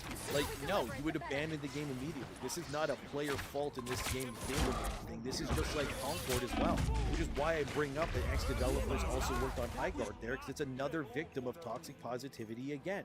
It reeks of that same misguided game development that doomed Concord, but somehow it's even worse because at least Concord let you shoot things immediately instead of making you wait minutes at a time before actual combat would begin. The only way this game released the way that it did was because people who worked on it were too scared to bring up any real feedback due to fear of criticism or pushback from their fellow developers. They are now instead taking the real criticism of players who weren't obviously paid to play just the game, and they weren't whining and dying to write positive articles about it on screen, and now they're finding out in real time that, oh crap, we made a game about nothing for half of its runtime and then we shipped it and let everyone play it. Again, look, I'm not happy that Highguard is failing. I'm not here twerking on its grave, okay? I'm just saying we need to have an honest conversation here. Then maybe the industry needs to stop running damage control for subpar products so often. I mean, Aftermath, however, then tried to blame what they call right-wing YouTubers as seen here, claiming that they feast on games that do poorly, but honestly, the failure of Highguard is kind of just universal. It doesn't seem to be just a right-wing thing, it's just everybody. I don't know what Aftermath is getting at, because look at the Steam charts right now. It's at 11k players, and in 3 days, which is when I'm writing this since the game released or so, that means that Highguard has lost about 90% of its entire player base already on Steam, and again, it's a free-to-play game. Doesn't even cost you anything to play, yet the player counts are still cratering. If we take just the Steam players alone and divide that by 6, since every match needs about 6 players for the 3v3 match mode obviously, it means on Steam alone there is currently 1,857 online matches of Highguard happening right now, which is, yeah, kind of abysmal. I wouldn't even say this game's diversity or whatever ruined it. The characters look fine, I guess. The women aren't gross, thankfully. The men look normal. Nothing about the character designs are...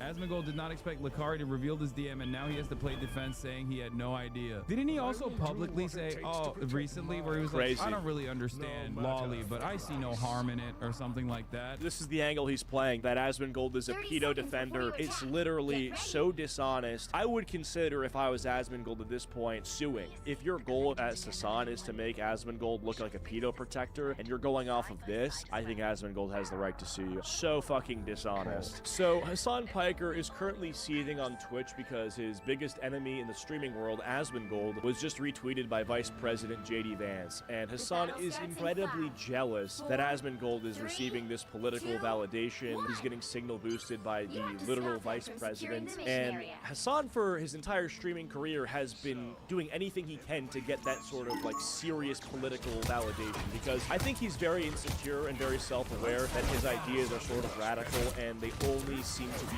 shared by his chatters, and it doesn't really seem to go far beyond his like Twitch bubble. So anytime like Zoran Mamdani will sit down for him, you know, and eat some food or whatever, do a photo op, that's like his biggest dream come true. It's like, hey guys, we're really serious. We're not just a bunch of losers sitting down on our computers talking about the revolution. We're like actually freaking doing it. So yeah, when Asmongold, someone who doesn't really care about having his, you know, politics mainstreamed like this, he more so is just a commentator. Hassan's more at least trying to come across as an activist. You can tell he's really upset. So let's take a look at this. If you guys enjoyed this video, please be sure to subscribe and leave a like. For fuck's sake, I'm doing 3 videos a day. I know you can take 1 second and like and subscribe. Holy shit. Anyway, let's get into it. I got retweeted by the Vice President. That's nuts. I mean, the thing is that I don't really talk about this a lot because I think that it's kind of like an ego thing. I know there are other streamers that like talking a lot about how, you know, they get mainstream credibility and mainstream. Yeah, is that right? I wonder who he's talking about.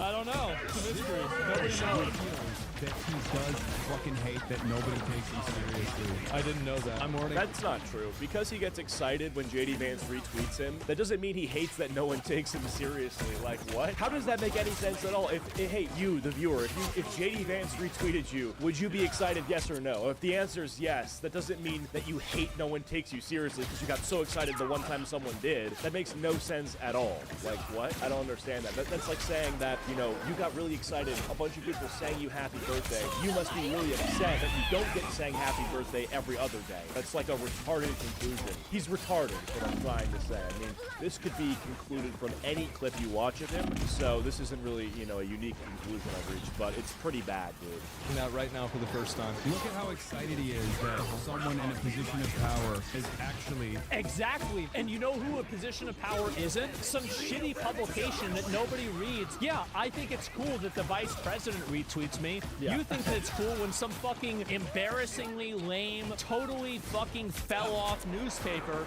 writes an article about how you've got big muscles. This is real, by the way. I never covered this because it's like a nothing burger. But yeah, dude, whenever the journalist asks Hassan for like anything, a photo shoot, an op-ed, a fluff piece, he's like, yeah, please, let's write all about this. I'll take off my shirt for a cover photo if you want. He rolls out the red carpet for these people that, you know, he thinks will make him look cool. Basically, this is like, yeah, like some random article that wrote a piece about him. It's horrible. Let's take a look. Embarrassing. An army of girls and gays, not to mention admiring looks and maxers.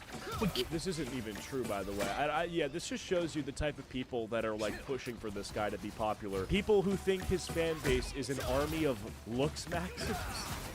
An army of girls and gays and looks maxers. Yes, that's who's watching his content. Okay, I'm sure. You know, it's actually pretty hilarious. This is provably false whenever you see the type of people that approach him on live stream. Whenever he's out doing an IRL, people will come up to him and ask for photos. And you can see the phenotype of the, you know, people who ask for photos. It's like these very dysgenic, ugly, you know, in many cases fat, poorly groomed. The people who you think are Asmongold fans, because Asmongold is like, you know, he's known to be unhygienic, are actually the most Hassan fans. Like, the people you think, oh, Asmongold fans are greasy, disgusting neckbeard. You look at the people going out to get photos of Hassan, they're like 10 times worse than you would imagine the Asmongold fans are. Killed to be where I am now, next to Piker as he pants in a pair of neon shorts with black Calvin Klein boxers poking out and sunlight glinting off the sweat beaded on his chest hair. This is so Definitely does not paint a positive view of the general public as someone who should be listened to about politics. You're wrong about that. This is the thing with Hassan. He believes any publicity is good publicity. And if that's, you know, the way you look at it, I'm sure it is for, you know, the perspective of growing a live stream, but it is certainly not for the perspective of growing a political ideology, right? Like, if you think that a bunch of, you know, articles calling you, you know, sexy and whatever is good for furthering communism, you're just a fucking idiot. Like, that has nothing to do with what you actually think. So, because someone would say, yeah, I mean, he's in decent shape, that does not mean that his ideas are decent at all. Too woke syndrome. See, Asmongold said this article sucks. Well, Asmongold doesn't know how to fucking read. Why do you care about what his perspective is? I am an experienced media personality. I have an understanding of how these things work. This is literally my professional job, and I'm telling you, my assessment of this is that these are very good, very humanizing pieces. So Hassan, he goes, the article that says I'm really sexy and hot is actually a good article. What a great, insightful take, Hassan. I'm sure you're not biased at all. I love how he has to say that I have like media training and I've been into space forever in order to make it seem like his opinion matters more, when it's like, no, the reason you like the article is not because you have media training. It's because the fucking article is a fluff piece that makes you, you know, it tries to paint you in a good light. It's not because you're media trained, dumbass. Are you looking for approval from these people? They should be looking for your approval. What are you doing? It's pathetic. Guys like this will crumble. I will crumble.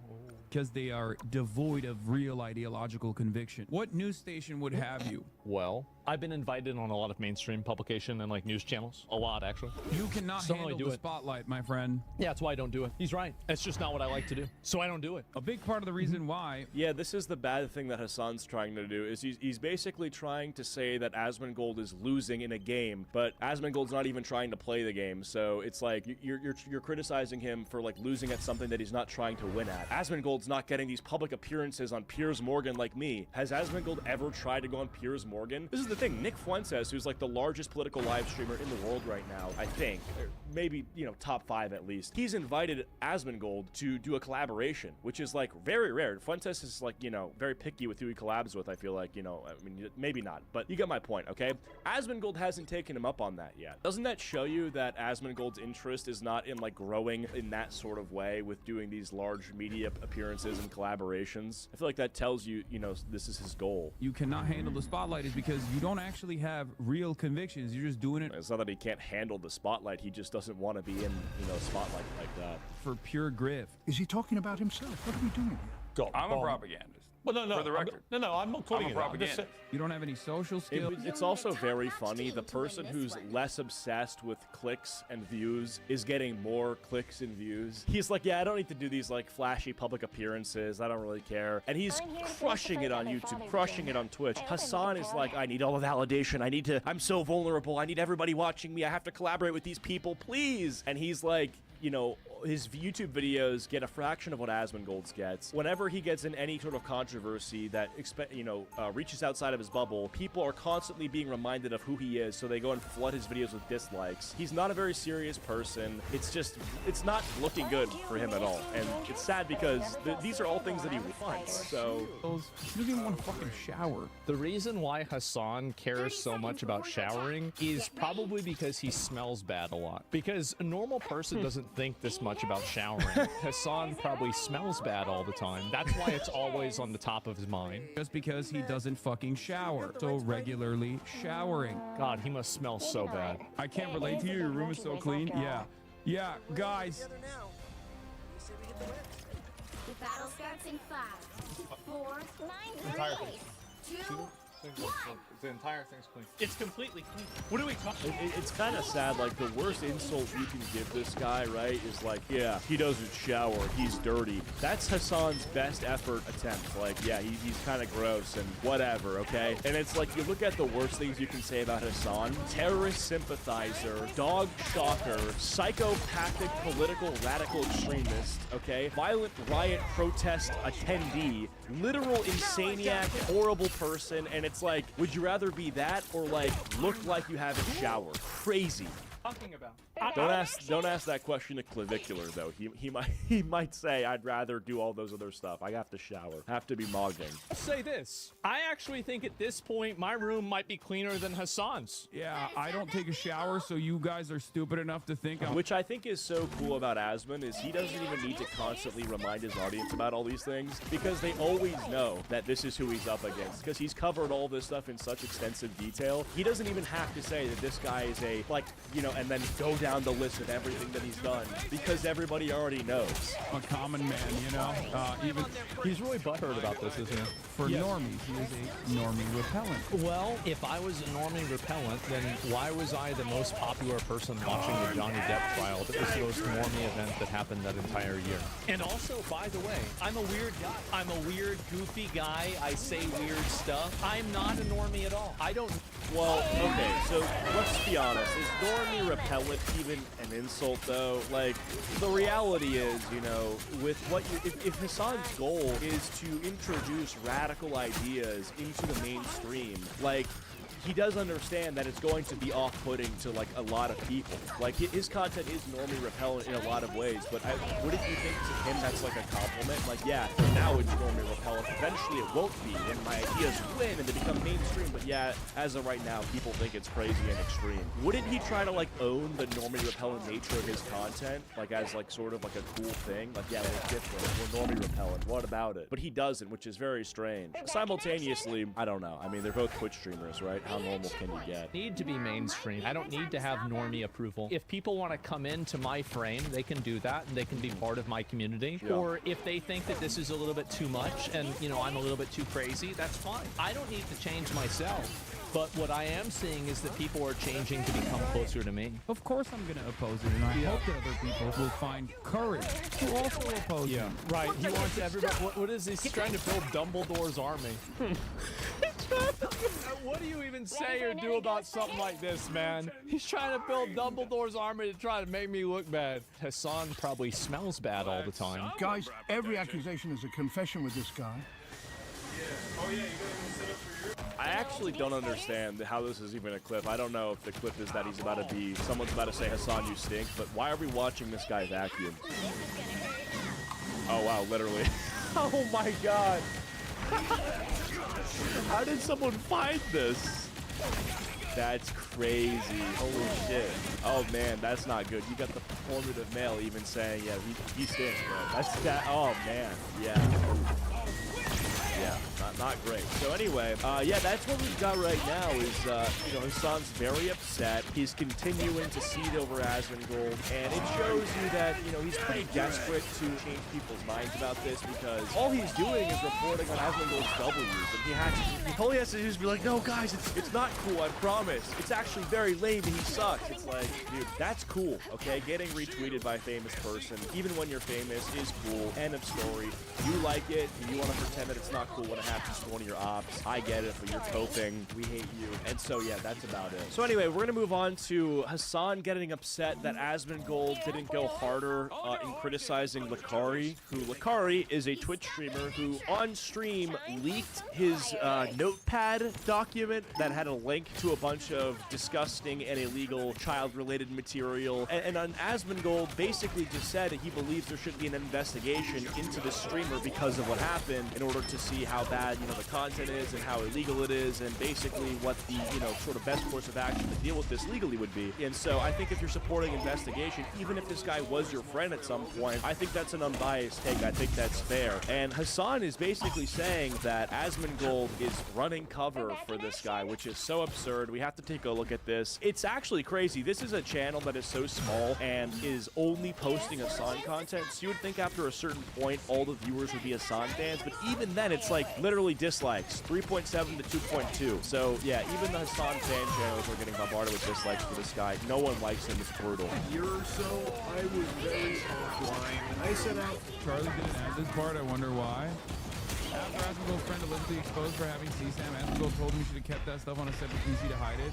Now Asmongold claims he didn't know about the CSAM accusations, so Asmongold is either a clueless moron or something much worse. So this is so disingenuous, right? Basically, Asmongold, upon hearing that Lakari was getting exposed, DM'd Lakari and said, hey, you have to keep that stuff on a separate computer because he thought that it was just hentai. He didn't know about the rest of this stuff. He thought it was a general gooning folder, not a gooning folder containing illegal stuff, right? And so, yeah, this is something that the Asmongold haters are trying to push right now, that Asmongold was trying to tell him to, like, keep the CP a bigger secret, like, just do a better job hiding it, which is, like, such a absurd and dishonest way to frame what was clearly an uninformed message. Wait, can I see this even? I don't know what this is. Let's see how Hassan reacts. This is just Lakari. Which, by the way, his entire chat is saying he's a pedo protector. He supports this stuff. It's actually so disgusting. Like, any chance to find the angle to attack Asmongold in, even if it's not honest, even if it isn't legitimate, they will take. So, it just shows you these people are so gross, and they're very desperate.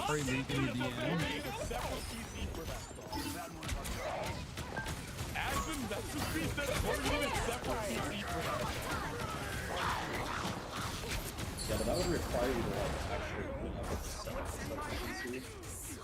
It's not right, but too early again. Oh. Yeah, when I said, uh-oh. Tech Center did unanimously pass a bill that if signed into law could make several games, anime, and manga series illegal to own in the state. Yeah. The bill bans obscene depiction of a minor or someone who looks like one. It's time to repost this banger. Asmongold did not expect Lakari to reveal this DM, and now he has to play defense, saying he had no idea. Didn't he also publicly say, recently, where he was crazy? Like, I don't really understand Lolly, but I see no harm in it, or something like that? Crazy. Context. We made quite a team. So, yeah, this is the angle he's playing, that Asmongold is a pedo defender, a pedo protector. He didn't expect Lakari to read that message out loud, and that's the only reason he's clarifying. I mean, it's literally so dishonest. I would consider, if I was Asmongold at this point, you know, depending on how far Hassan goes with this narrative, suing. Because if your goal as Hassan is to make Asmongold look like a pedo protector, and you're going off of this, I think Asmongold has the right to sue you. I mean, calling him a pedo protector off of this is just absurd. It is dishonest, and it's obviously politically charged. Like, he's been getting destroyed in the marketplace of ideas by Asmongold for a year now, and he's clearly upset about all the W's Asmongold's taking. So when he sees even the smallest window of opportunity to do something to score points, even if it's not real or even if it's fake or dishonest, he's going to try to take it. He is so desperate. What is this? Hovers over the like button. This is what was shown? Is that what it is? This is what it was? Let me see. Crazy. It's so shameless. By the way, I think it's worth adding that Hassan has admitted to going to a brothel in Germany. And this brothel was raided by, I believe it was the German authorities. Look into this for yourself and fact-check me on this fully. From what I understand, some of the girls that were at this place were, like, underage. So it's, like, kind of crazy that he would ever have, like, the fucking gall to call someone else a pedo protector. But, you know, that's neither here nor there. This is still, regardless of anything he's done, so fucking dishonest. But if there's potential, like, you know, for massive irony here, please let me know in the comments if you're familiar with that. No. Oh my god. There's a lot of lolicon on there. And animals. Yeah. Asmongold explains why he told Lakari to look at his alleged illegal materials off stream. I think thinks all craft is canceled. Known Lakari for 8 years, this shit really stresses me out. I thought it was some random, then I woke up this morning, always.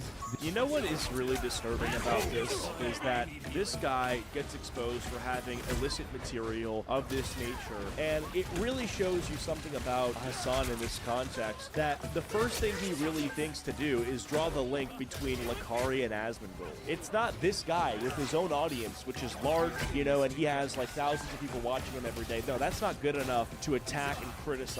It has to be a loose tie this guy has with someone who you really dislike. That's what you have. Forget about this. You're a pedophile. Stand over there, okay? You know this guy? What are you, some sort of fucking creep? No, you're good. Just stand there. You're the real creep for knowing this guy. What about this guy? The guy who actually did the shit? I don't know. I'm not going to get into this any further. I just thought it was worth adding. It just shows you how fucking evil and desperate and opportunistic he is. He'll lie. He'll do anything he can. It's so sad. So shameful. But that's really it for this video. Like the video and subscribe. Goodbye. A new brain chip developed by one of Elon Musk's companies is being described as a game changer. The chip is being trialled internationally and allows patients to control and manipulate laptops and other devices with the power of their mind. It's a massive change in your life where you suddenly no longer move any of your limbs, and this kind of technology kind of gives you a new piece of hope. Though he's paralyzed from the neck down, Sebastian Gomez Peña can now control his laptop and phone using just